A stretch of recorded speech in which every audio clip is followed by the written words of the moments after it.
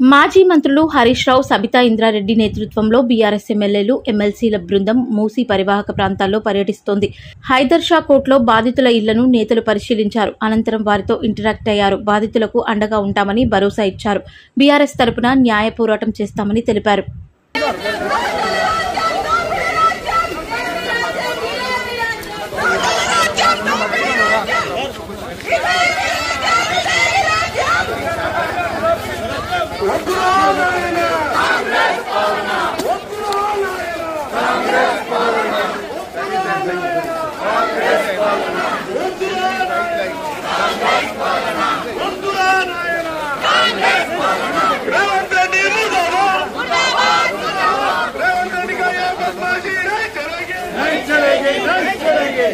అనేది ఎక్కడ ఉంది, బఫర్ జోన్ అనేది ఎక్కడ ఉంది, ఇంతవరకు గూగుల్లో ఒక మ్యాప్ సర్క్యులేట్ అవుతుంది తప్ప ఆ మ్యాప్ ను చూపించి ప్రజలందరినీ కూడా భయభ్రాంతులకు గురి చేస్తా ఉన్నారు.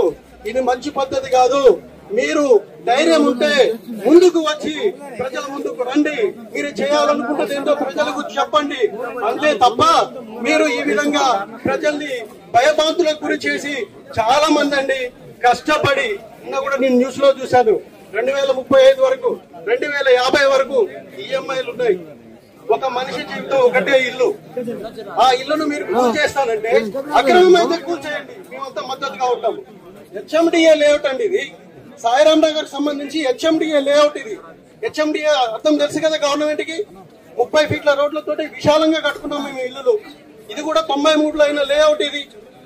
ఆ తర్వాత కూడా అన్ని రకాల పర్మిషన్లతోటి లోన్లతోటి దాదాపు 25 సంవత్సరాలు 2 జనరేషన్లు ఇక్కడ కాపురం ఉంటున్నాయి. మీరు ఏదో కాంపన్సేషన్ అంటున్నారు. కాంపన్సేషన్ గురించి మీరు మాట్లాడదలుచుకోలేదు. కాంపన్సేషన్ ఎవరికి కావాలండి? కాంపన్సేషన్ ఎవడనుకుంటున్నారు మిమ్మల్ని? కాంపన్సేషన్ మాకు అవసరం లేదు. అందరు కూడా ప్రైవేట్ ఉద్యోగస్తులు, ఇక్కడ ఉన్న వాళ్ళు కూడా అందరూ ప్రైవేట్ ఉద్యోగస్తులు. వాళ్ళకు పెన్షన్ లేదు. కష్టపడి రేపు రిటైర్డ్ అయితే ఎలా బతకాలని చెప్పేసి అందరికి చెప్పేదంటే ఏ కాలనీ వాళ్ళైనా ఎలాంటి సర్వేలను అనుమతించకండి. మీ కాలనీలో ఎవరు కొత్తగా వచ్చినా కూడా ఎవరిని అనుమతించకండి. ఏ విషయం ఉందా, ఎలాంటి విషయం ఉందా పార్టీ అండగా ఉంది. పార్టీ యొక్క అనుమతి తీసుకొని, పార్టీ పెద్దల సలహాలు తీసుకొని ముందుకెళ్దాం తప్ప ఎట్టి పరిస్థితుల్లో కూడా మనం జాగాలు ఖాళీ చేసేది లేదు. ఎవడు వచ్చినా ఖబర్దారని ఈ సందర్భంగా మీకు ఒక్కటే చేయలేదు. Thank you very much sir. మేము మూసి బాధితులం సార్.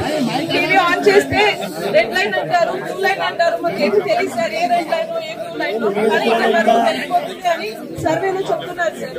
మాకున్నది ఒక ఇల్లు సార్. మిగతా ఏమి ఆస్తులు లేవు. ఆ ఒక్క ఇల్లు కోసమే మేమిద్దరం కష్టపడుతున్నాము. మేము ఐటీ జాబ్ వాళ్ళం. మాకు ఎప్పుడు ఉద్యోగాలు ఉంటాయో తెలియదు, ఎప్పుడు వెళ్తాయో కూడా తెలియదు, ఎప్పుడు రిసెషన్ వస్తుందో తెలియదు. కానీ ఏదో ఒక ఇల్లు ఉంటే మా పిల్లలకి, మా ఫ్యూచర్ కి బాగుంటుందని. నేను అనంతపూర్ ప్రాపర్ సార్, నాకు హైదరాబాద్ కాదు. అనంతపూర్ నుంచి ఇక్కడ వచ్చి మా జాబ్స్ ఉన్నాయి, మేము ఇక్కడ ఏదో మా పిల్లల ఫ్యూచర్ బాగుంటుందని అక్కడ ఏదో ఆస్తులు అమ్ముకొని ఇక్కడ వచ్చి కొన్నాం సార్. ఇప్పుడు సడన్ గా వచ్చి ఇది మీ ఇల్లు కాదు, మీ ఇల్లు పూజ చేస్తామంటే మేము ఎక్కడ వెళ్ళాలి? మాకు ఏ 2 BHK వద్దు సార్, ఏమి వద్దు. మాకు ఇక్కడ ఆఫీసెస్ దగ్గర, స్కూల్స్ దగ్గర పిల్లలు, మా పిల్లలు సేఫ్ గా ఉన్నాము. ఇన్ని రోజులు ఒక టెన్షన్ లేకుండా నిద్రపోయే వాళ్ళు. ఒక్క నిమిషం కూడా మాకు కరెంట్ పోయేది కాదు. ఇప్పుడు అన్ని కష్టాలే సార్. 9 months నుంచి చాలా కష్టపడుతున్నాం సార్. నిద్రపోవాలంటే భయం వేస్తుంది. లారీ సౌండ్ వస్తే భయం వేస్తుంది. పిల్లలు ఎగ్జామ్స్ ఉన్నాయి, హాఫ్ ఇయర్లీ ఎగ్జామ్ జరుగుతుంది. మా పిల్లలకి ఎలా చదివించుకోవాలో మా కాన్సన్ట్రేషన్ ఇవ్వలేకపోతున్నాం సార్. ఇక వంట చేయలేకపోతున్నాము. హస్బెండ్స్ కాన్సన్ట్రేట్ చేసి జాబ్ చేయలేకపోతున్నారు. ఆఫీస్కి వెళ్తే ఇంటి దగ్గర వచ్చి ఎవరు మార్క్ వేస్తారో, ఎవరు వచ్చి కూలగొడతారో చాలా టెన్షన్ గా ఉంది సార్. ప్లీజ్ మా హౌసెస్ ని కాపాడండి సార్. మాకు ఇల్లు తప్ప వేరే ఏమి లేవు సార్. మేమందరం మైనార్టీ వాళ్ళం, అందరము ఏదో చేస్తాడు అని వేసాము. కానీ ఇంత అన్యాయం చేస్తాడని అనుకోలేదు సార్. ఇంత అన్యాయం చేస్తాడని ఎప్పుడు అనుకోలేదు sir. Thank you and thank you BRS party. Thank you so much. Thank you so much BRS party.